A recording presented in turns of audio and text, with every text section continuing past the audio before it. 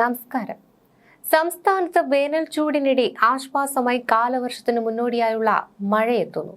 തെക്കു പടിഞ്ഞാറൻ ബംഗാൾ ഉൾക്കടലിൽ രൂപപ്പെട്ട പുതിയ ന്യൂനമർദ്ദത്തിന്റെ ഫലമായി കേരളത്തിൽ വരും ദിവസങ്ങളിൽ മഴ ശക്തമാകുമെന്നാണ് കാലാവസ്ഥാ നിരീക്ഷണ കേന്ദ്രം മുന്നറിയിപ്പ് നൽകുന്നത്.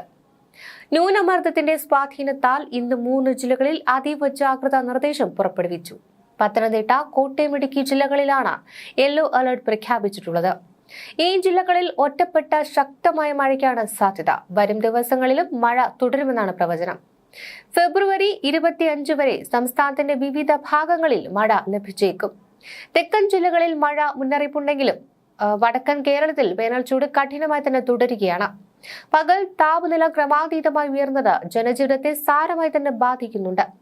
ചൂട് വർദ്ധിക്കുന്ന സാഹചര്യത്തിൽ പുറം ജോലി ചെയ്യുന്ന തൊഴിലാളികൾക്ക് സൂര്യാഘാതമേൽക്കുന്നത് ഒഴിവാക്കുവാനായി സർക്കാർ ജോലി സമയം പുനഃക്രമീകരിച്ചിരിക്കുകയാണ്.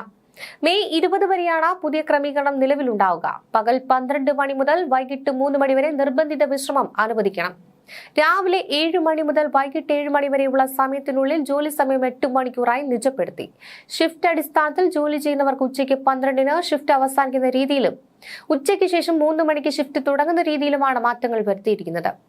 ജനങ്ങളെല്ലാം ജാഗ്രത പാലിക്കണമെന്നും വെയിലത്ത് ജോലി ചെയ്യുന്നവർ ആരോഗ്യവകുപ്പിന്റെ നിർദ്ദേശങ്ങൾ കർശനമായി പാലിക്കണമെന്നും അധികൃതർ അറിയിക്കുന്നുണ്ട്. ഇന്ന് തെക്കു പടിഞ്ഞാറൻ ബംഗാൾ ഉൾക്കടൽ, കിഴക്കൻ ശ്രീലങ്കൻ തീരം എന്നിവിടങ്ങളിൽ മണിക്കൂറിൽ 40 മുതൽ 50 കിലോമീറ്റർ വരെയും ചിലവസങ്ങളിൽ മണിക്കൂറിൽ 60 കിലോമീറ്റർ വരെയും വേഗതയിൽ ശക്തമായ കാറ്റിനും മോശം കാലാവസ്ഥയ്ക്കും സാധ്യതയുണ്ട്. അതേസമയം പാറശാലയിൽ വ്യാഴാഴ്ച ഉച്ചയ്ക്ക് ദൃശ്യമായ പൊടിച്ചുഴലി സംസ്ഥാനത്ത് മറ്റിടങ്ങളിലേക്കും ഉണ്ടാകുവാൻ സാധ്യതയുണ്ടെന്ന് വിദഗ്ധർ. കാലാവസ്ഥാ സാഹചര്യങ്ങൾ പരിശോധിച്ചാണ് ഈ ഒരു നിഗമനം. സംസ്ഥാനത്ത് ഇപ്പോൾ ഉയർന്ന താപനിലയും വരണ്ട അന്തരീക്ഷവുമാണ് നിലനിൽക്കുന്നത്.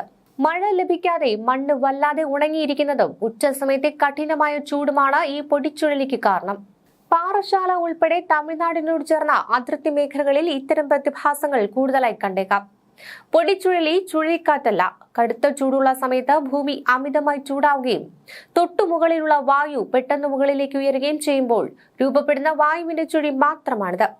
കുറഞ്ഞ സമയത്തേക്ക് മാത്രമേ ഇത് നീണ്ടു നിൽക്കുകയുള്ളൂ. പൊടിച്ചുഴലി സാധാരണയായി വലിയ നാശനഷ്ടങ്ങൾ ഉണ്ടാക്കാറില്ലെങ്കിലും ജാഗ്രത ആവശ്യമാണ്.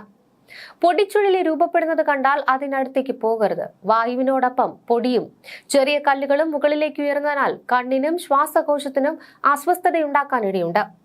വാഹനം ഓടിക്കുമ്പോഴാണ് ഇത് ശ്രദ്ധയിൽപ്പെടുന്നതെങ്കിൽ വാഹനം സുരക്ഷിതമായ സ്ഥാനത്തേക്ക് മാറ്റി നിർത്തുക. പൊടിച്ചുഴലി അവസാനിക്കുന്നതുവരെ സുരക്ഷിതമായി തന്നെ കെട്ടിടങ്ങൾക്കുള്ളിൽ നിൽക്കണം. ജനലുകളും വാതിലുകളും അടച്ചിടണം.